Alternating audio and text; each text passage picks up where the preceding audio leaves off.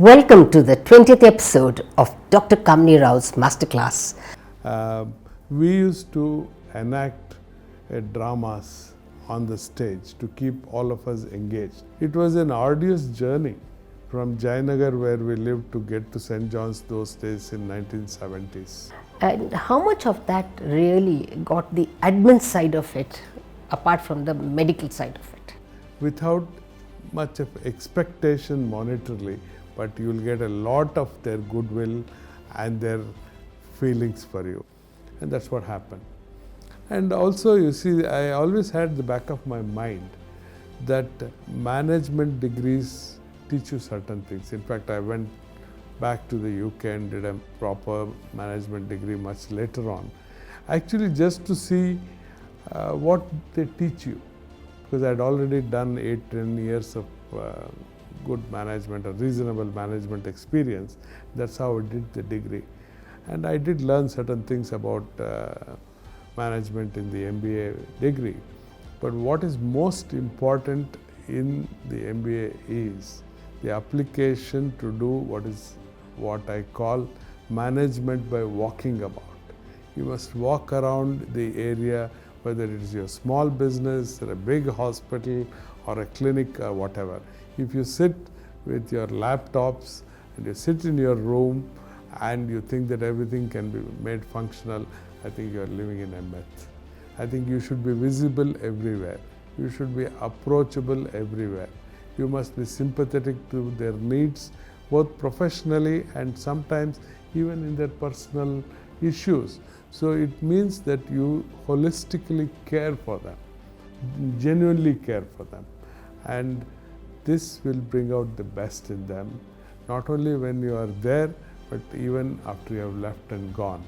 Your ghost will still walk around there. And obviously, we must remember that even if you read the new strategy books, there's always what is known as luck, hand of God, whatever you like to call. That also plays some role. And always respect the tradition, but don't be afraid to think out of the box. Well, I mean, I'm happy that you gave some of your mantras, because a lot of people may not have known all these things, and this will be very useful to my viewers as they go along in their own management careers. But having compared the clinical way of treating patients and using your clinical skills and then applying it to management and vice versa, do you think that the present corporate world has cannibalized on the clinical excellence of doctors and made them into almost economic animals, or people who have no ethics and they're always looking at numbers and top line and EBITDA? I think at a time when I did medicine, for example, I never bothered about EBITDA. I didn't even know what EBITDA was and top line. We only knew that we had to treat the patient properly and we had to get the patient better.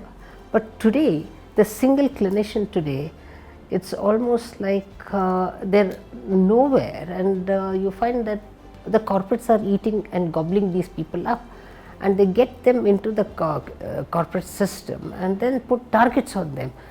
At a time that you were in Malia Hospital, the system was totally different. You talked about the tripod of care with the nurses, the doctors, as well as the consultants.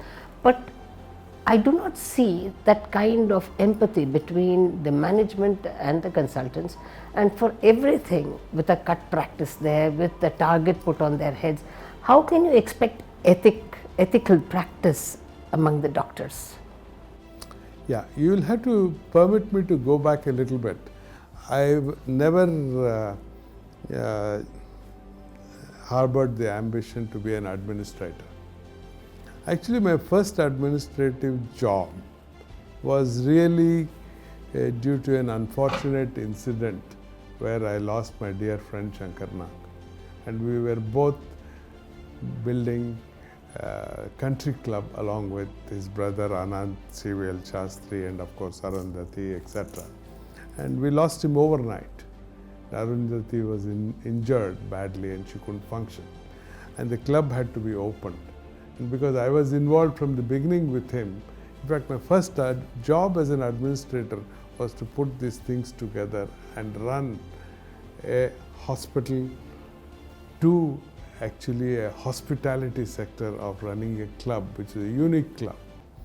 However, what I did also was we had started a small clinic there so that I don't forget my medical practice. So it was interesting that I came from that school to an administrator as a hospitality sector. So that's the story about what was my first job as an administrator. However, now coming back to this question which you have asked me about the current day, I still feel that there are a lot more good doctors, lot more ethical doctors than not the other way around, which some people think. However, there is a lot of fault, not a fault. We as a doctor community have not stood enough to prove our point as to way we want to practice.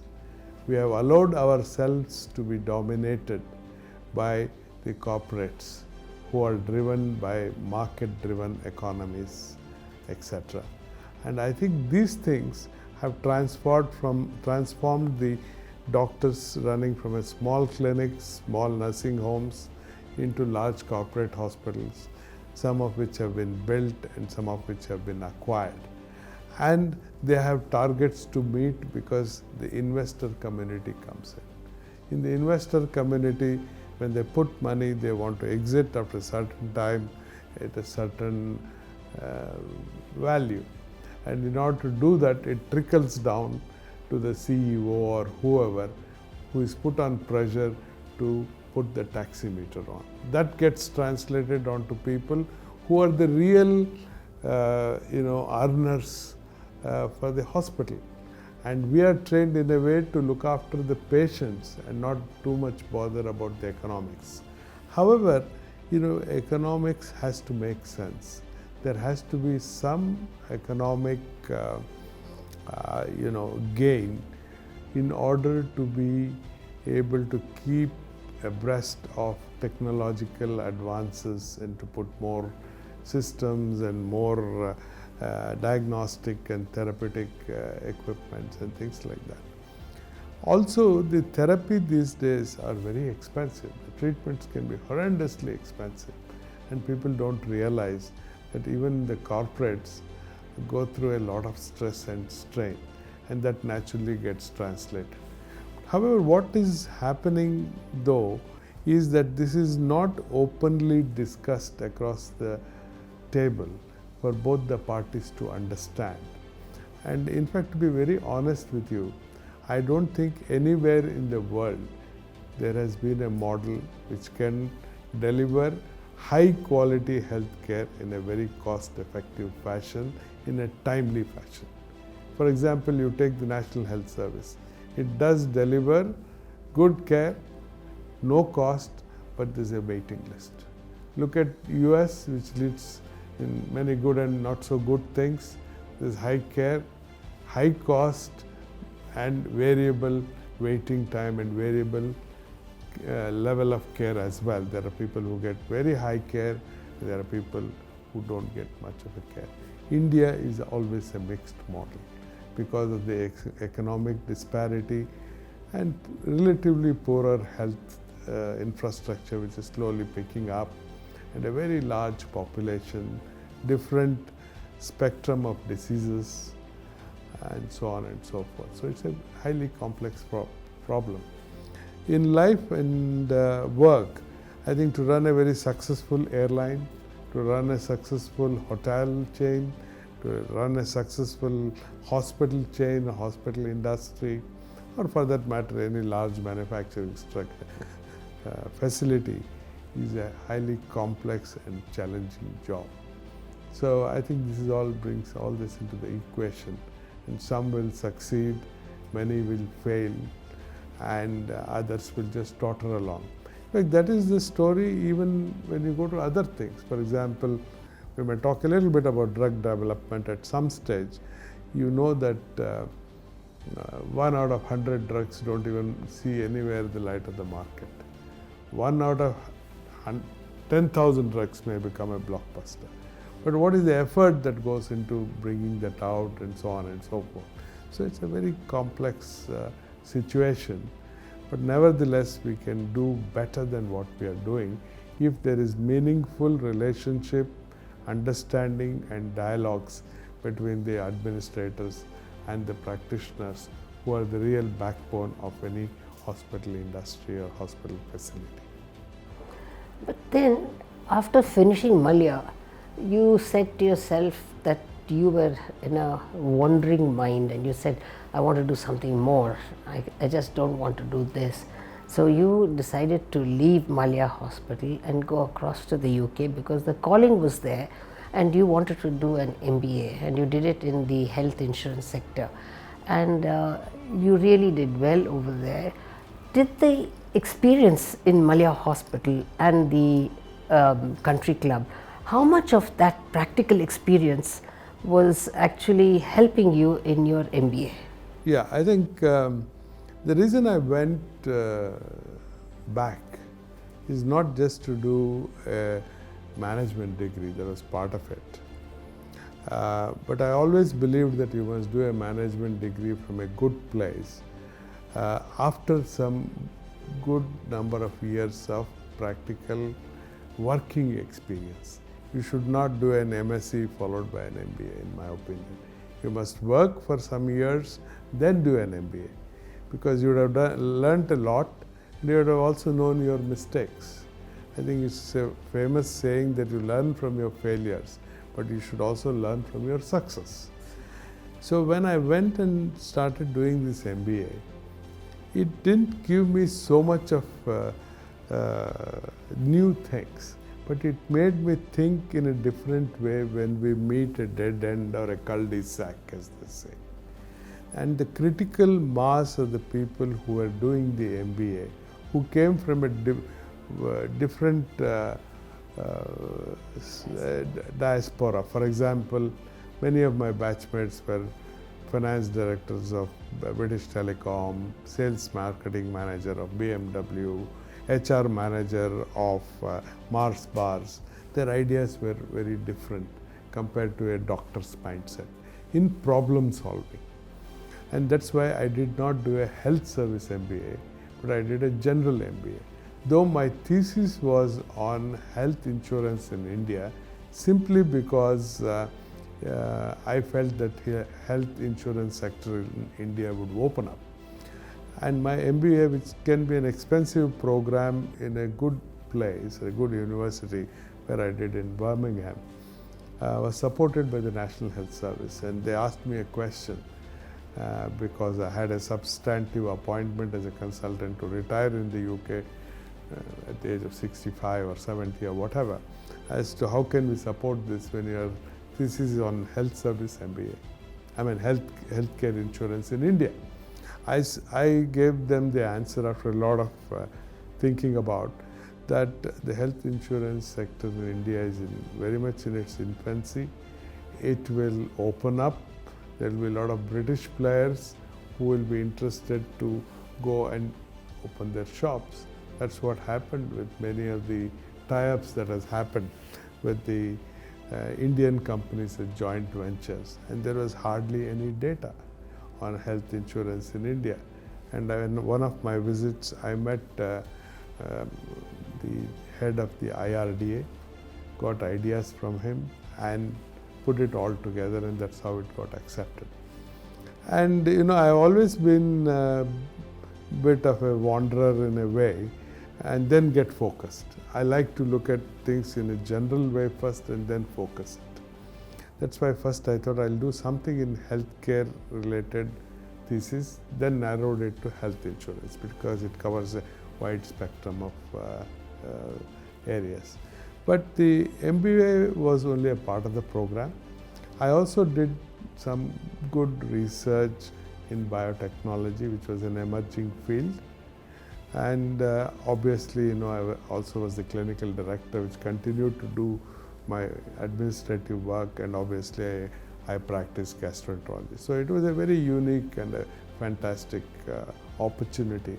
And I must thank my family and my wife for allowing me to go midway. putting all the burden on her to look after the children and even my parents at that stage. So I got the opportunity and I chased. The other driving force was, if you take the working life of a person, it is probably 30-35 years at best. And one can excel like you have done, and many others have done, in one sphere or a slightly related sphere. To me, I thought life is short and you must use the opportunity of trying to see many things, not just stick to one thing. I had a reasonable success as a practitioner, as an administrator. Then I wanted to look at some science, some research, clinical research, and later on other type of research. And with the help of few people, we were able to really contribute to the science quite a bit. In fact, if you don't construe this as bragging, the popular H. pylori test I was just going to ask you that.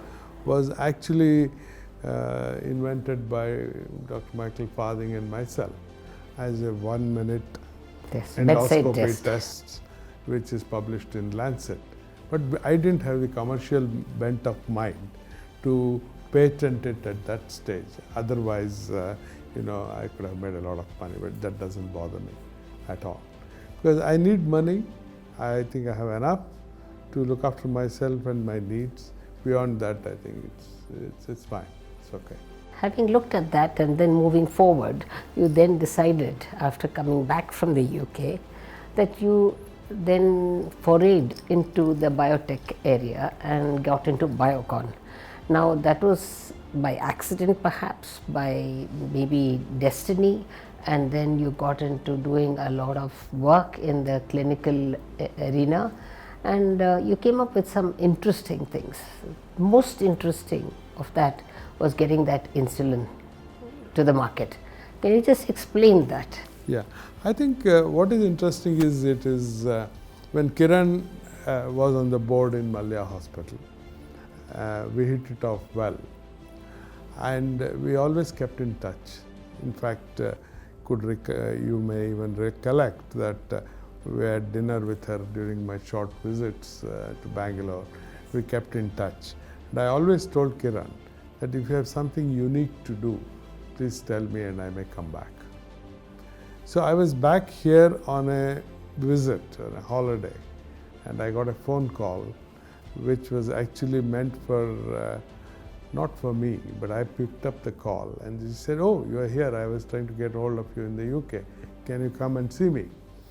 So I took the car and went and met her half an hour later, and she said, "There's a unique opportunity to set up something new for the Biocon, which was at that time predominantly in the API and generic business, if at all."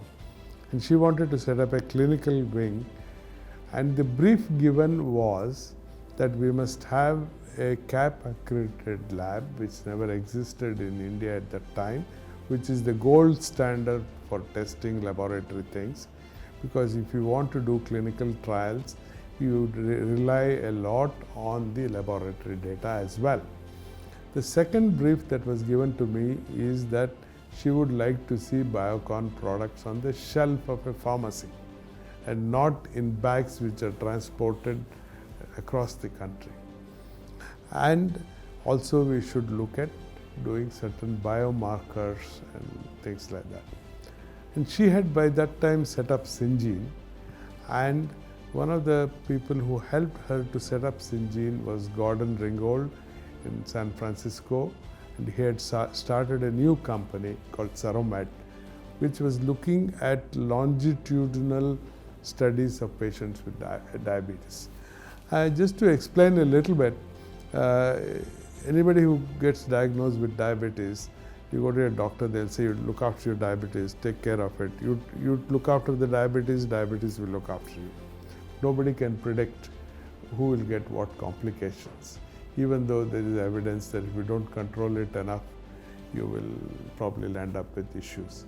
But there are enough evidence to say that even if you control it, sometimes due to genetic issues or other issues, you may not still not get these complications.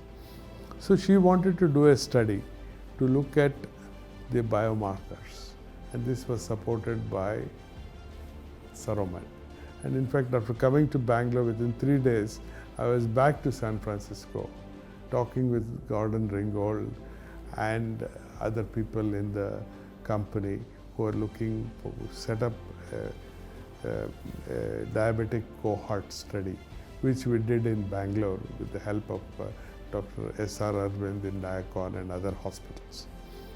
By that time, simultaneously, the R&D of Biocon, led by Sri Kumar and others, were looking at doing a process of developing recombinant insulin using a different vector, not the E. coli, but Pichia pastoris, and they were very successful. That is the time when we entered, and we used a very unique route which shortened the clinical trial, which can take a long time, by doing certain studies in an adaptive fashion. And within no time, within about 3 years or so, we were ready with the Insugen, as it is called, of the Biocon, to do the human trials. With the network of clinicians I had, mostly from Bangalore, from my Malya days, like Dr. Srikanta, S.R. Arvind, Prasanna Kumar, and so on. And of course, people from outside. We did the first clinical study, which was a comparison with the market leader from Novo Nordisk, comparing a standard product with this new product of Biocon, which is a bit risky at times. The study is called "To Prove the Efficacy and Safety to a Market Leader," as it is called in pharmacological terms, a non-inferiority trial. And we were successful in that. So much so, I remember very well when the DCGI gave us the approval, the cost of the vial by the multinational companies was about 350 rupees. And once you are stuck on insulin, you are almost stuck on it for life. Moment they knew that the Biocon is going to come out, and in fact even Wockhardt came out more or less same time, they reduced or dropped the price overnight by 100 and odd rupees. In fact, I remember having a dialogue with many of my colleagues saying, I don't know, I don't mind even if you don't sell Insugen at all. Of course, if Kiran had heard that, she may have fired me. But having said that, I said, if you don't do it, it doesn't matter. At least we have done a great service to the whole community in India and many other emerging countries where now Insugen is exported everywhere, including getting entry into even the developed world. So that's the story about the insulin part of it. In fact, I remember when I got into Biocon and Kiran said, we'll set up the lab, we'll do this study, etc. Knowing her well, I knew that was not the beginning, but there were many more things to come. So it was a bit of a fatal attraction to leave a very good job in the UK and take this up as a challenge. But it was also a very important phase in my life to get back to the family. It was an opportunity to do so, not get into routine practice again. While I had great respect for clinical medicine, but I thought I had done enough both here and in the UK, but also be a part of the emerging India in biotechnology and in generic medicines, etc. And in fact, when I was about to take up the job, there were several people who advised me about so many things related to family as well as Kiran. And they said that, do you think you can manage to work with Kiran Mazumdar? I said, definitely, because I'm married to somebody who will help me through this. And the other person said that, how come you are married to her for so long? I said, because I'm going to work with Kiran Mazumdar. So I always found this unique thing that even now, in fact, as recently as last week when I was talking to some senior living people, I said in the committee you must have a lady. It's not because gender equalization.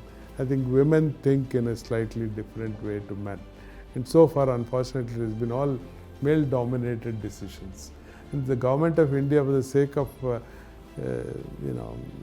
making Gender sense parity. gender, they said there must be at least one woman director. I think I would say that everybody must be a woman director except one male representative, because they think differently and they act differently, especially if they are good. If they are not good, you should keep them away quite a distance. If they are good, I think they are unique contributors in every way, because from the time they grow up, the way their psyche works, it's a matrix brain they have. They don't have a file brain. They have a better management capabilities, probably because traditionally they have to manage the kitchen, they have to manage the They are multi-skilled multi-skill. because they are effective reproducers and producers. Absolutely So, right. And they have to manage this thing called the husband, which Yeah, is not absolutely. easy. And the children, and invariably lot more things unfairly falls on them. The children's education, when they are not well, and so on and so forth. So that is the story about Biocon. Then we ventured into human cell culture, went to Cuba, got newer medicine from mammalian cell cultures, and large facility was set up, and many biotech drugs like the erythropoietin used in kidney failure, and several other drugs like GCSF was produced. So Biocon grew when I joined from in 2000 from about 120 crores to several billion-dollar company.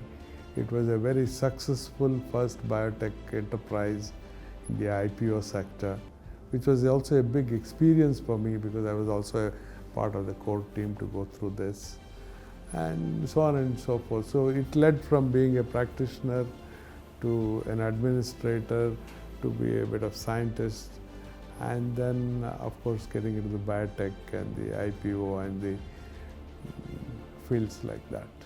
So you've had, in fact, a helicopter view of the entire, when I say the health landscape, to say the least. But more than that, you then got back and said, okay, fair enough, on the personal front, you did go through a lot of health setbacks.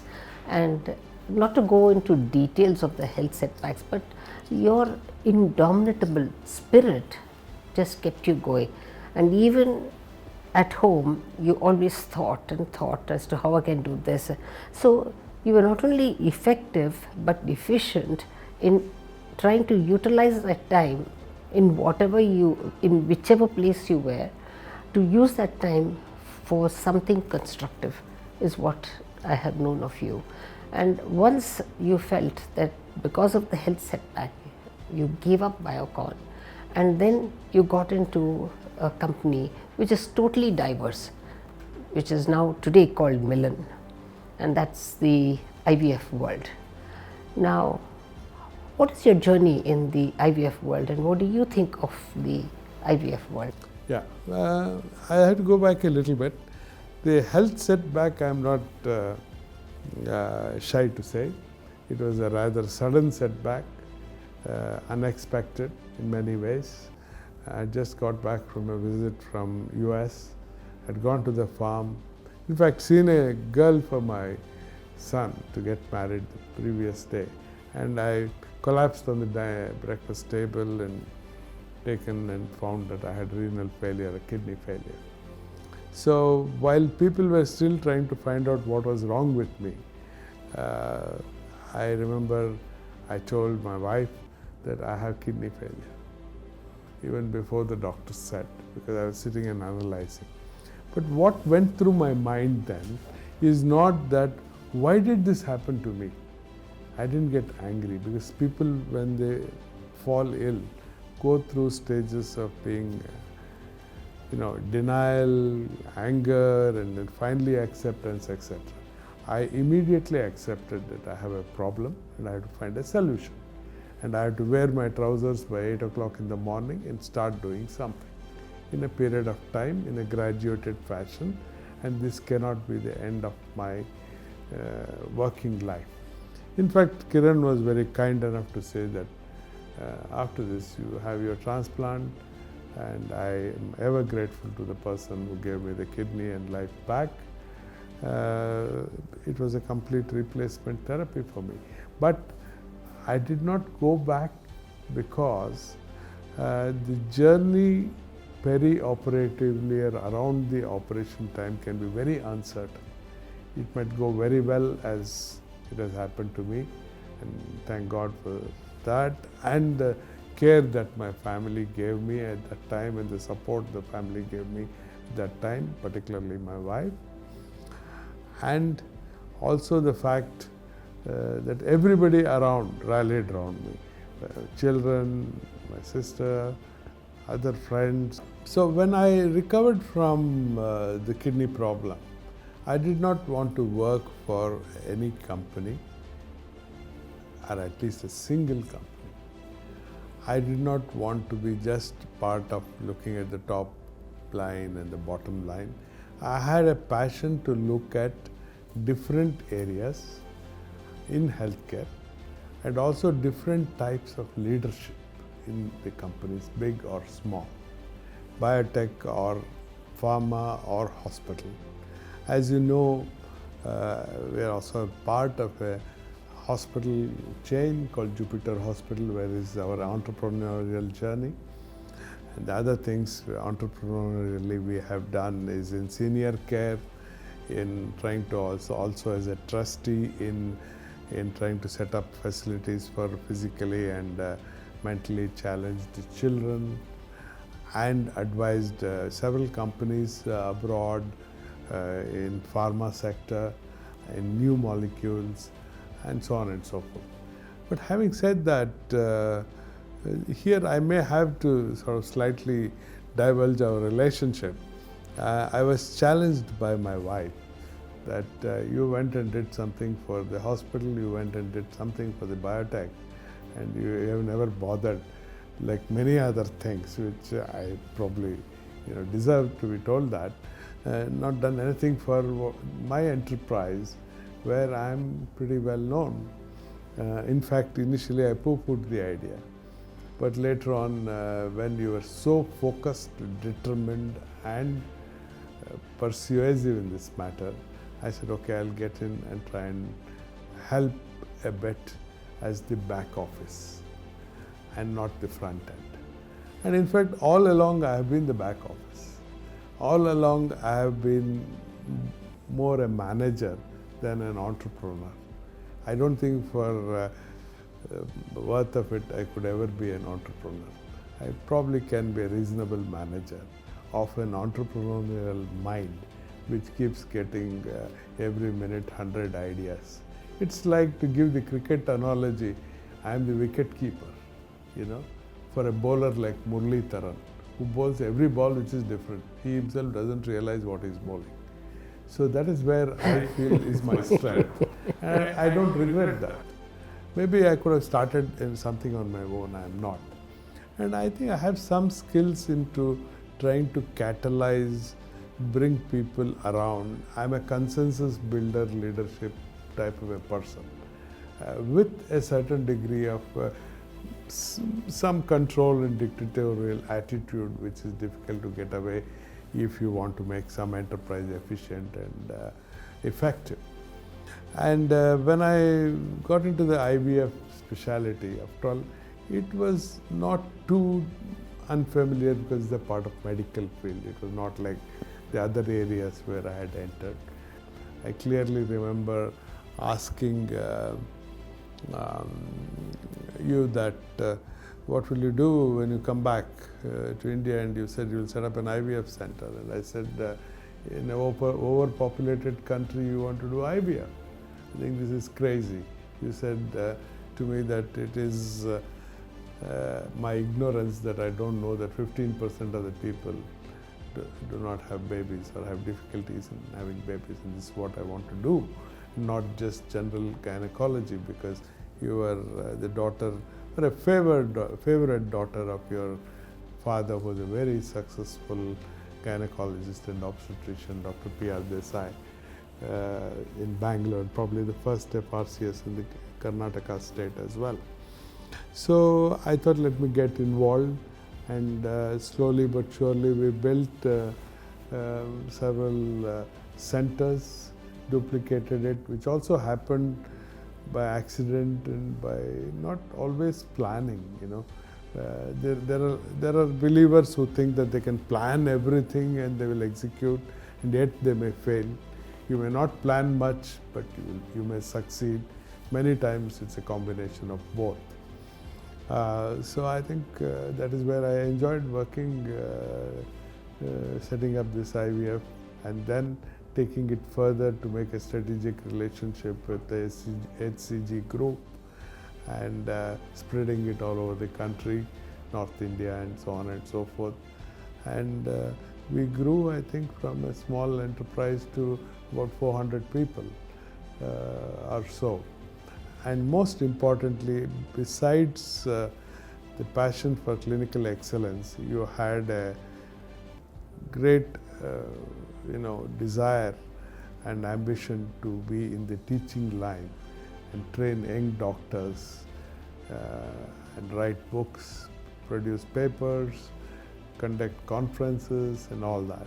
So it was a little different field, but this didn't prevent me, when I got a bit organized in my timekeeping, to do other things.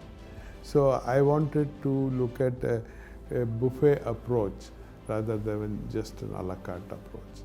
And this helped me to take one skill which I developed here, or a drawback which I saw there, to translate it into the other enterprise I was doing. So currently what I do actually is quite a variety of things. And most important thing is that I am in a phase of life when I want to enjoy what I am doing. I'll only work with people whom I am happy to work with, the job which gives me satisfaction to work with, and most importantly also give some time for the family, which I think grandchildren and maybe even some of my children may need some more time and attention, which perhaps I didn't do enough during my own career chasing period of life between 35 and 45 and 50, and all the onus was taken by yourself. Talking about family, I'd just like to say that what has struck me most about you, Dr. Arvind, is that you've been a very dutiful son. I mean, there are very few people I can compare you with, and you have been an example for everyone to follow. Your comments on that? Yeah, I think, first of all, I must gratefully acknowledge many of the qualities I imbibed from my late father. He was a tremendous influence on me in many matters, right from my young age, because that's the way he was. However, my mother, who in fact turns 92 today, was also a tremendous disciplinarian approach she had, because she was a teacher, and she saw to it that before it is dark we are home. We switch off the studies by 9:30, go to bed on time, get up and do your job. I must give you two examples here. One is when I came back to Bangalore from Tumkur. I joined the school, and there were only 25 students in my class in home school. And in the midterm exam, or the quarterly exam, I stood 23rd out of the 24th. And my teacher then, Dr. Shanta Madam, said, "You have much more potential than this. Probably you could reach the top." So I was so scared and shy and afraid to show this marks card to be signed by my mother, because my father never bothered to look at the marks card. In fact, he once said, "Oh, you are in the 8th already." So that's the type he was, because he believed in more in egalitarian freedom for all type of thing. But my mother was very focused, etc. So I didn't show it to my mother. But my teacher also was very adjusting and accommodating. She said, as long as you promise that you'll do well and better, then I'll allow you that you don't get this signed by your mother, but next time I will show a better performance. I had that determination. I went and literally fell at my mom's feet to teach me. And she taught me because she was a teacher in Tumkur.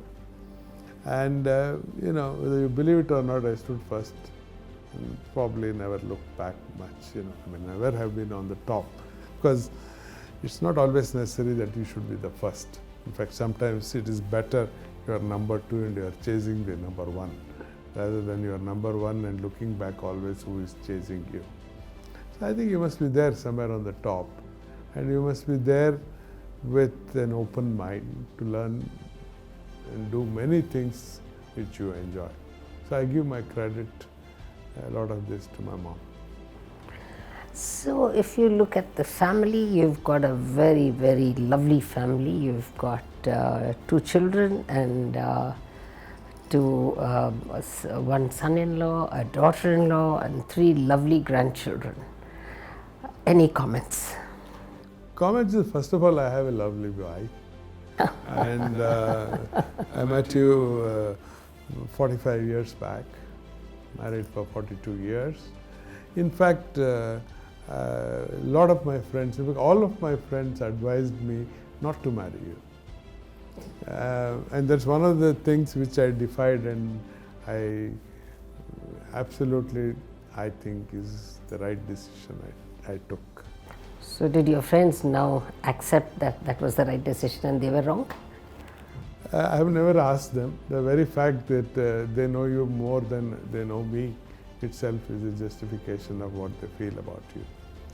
The second thing is that you have always allowed space for me to do what I want, which is important. Hopefully I have done the same, but impressions can be different. With regard to the children, and the children are, they've grown up with a certain degree of comfort. Maybe they did not have to struggle so much as some of the others do. That has its pluses and minuses. But they are very, very affectionate. They would toe the line you would draw. Which is good and not so good. I think I would like them to be a bit more challenging. But my in-laws, daughter-in-law and son-in-law are more challenging type of people who perhaps grew up in the atmosphere I grew up, because we questioned. And when we questioned, it did not mean that we didn't like each other or we disagreed. We may have disagreed on issues, but not necessarily the aspect of challenging something which you want to do better or whatever. The grandchildren are lovely and they're too young, but I can see that they will probably excel both their parents and certainly the grandfather. It's the time I actually want to spend more time with them now. Because once I asked my father, how come you don't show so much interest in the children as you showed in the grandchildren? Because he was very fond of my son and daughter. He said, children are like capital and grandchildren are like interest. So you always look at what is the interest and not necessarily what is the capital. Because you take capital for granted. So, let's ask you one question which all my viewers are waiting. What would your message be for the young practitioners and entrepreneurs from the health industry? I think in the present day world, you have to develop certain core competencies, which could be a medical competency, it could be engineering competency, it could be accountancy or whatever. But you have to consolidate it very well first. Then you should look at opportunities which will come by and you have to grab it, and sometimes you have to seek those opportunities and never be afraid to fail, which has been repeated in this very masterclass program by few people before. And most important is don't be afraid to ask questions, don't be afraid to say, I don't know the answer, let me go and seek advice. And above all, be of high ethical value and honesty. And I'm sure there are many avenues for a young person, including the medical practitioners, to do, not necessarily just to treat patients, but can diversify, like I have said. So, now my dear viewers, the secret is out. Behind every successful person, there is another successful person. Yes, you heard it right. This is Dr. A.S. Arvind for you, and I am his wife, Dr. Kamini Rao.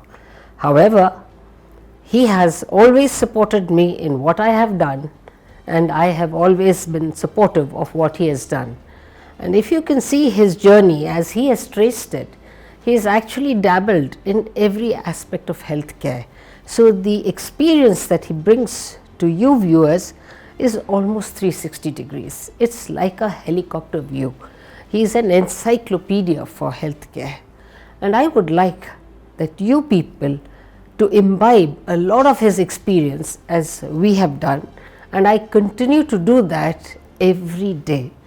And I am very happy that you have watched this program, and I am sure I have enjoyed rediscovering Dr. A.S. Arvind even today as I present to you Dr. A.S. Arvind on Kamini Rao's Masterclass.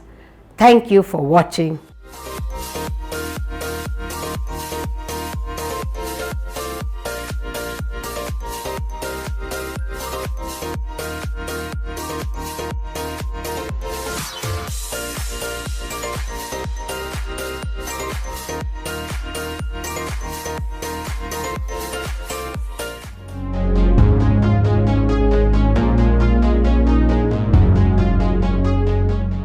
Hi, I am Dr. Nageshwar Reddy, gastroenterologist and chairman of Asian Institute of Gastroenterology, Hyderabad. I am on the 21st episode of Dr. Kamini Rao's Masterclasses. I enjoyed doing this episode and I hope you enjoy watching it too.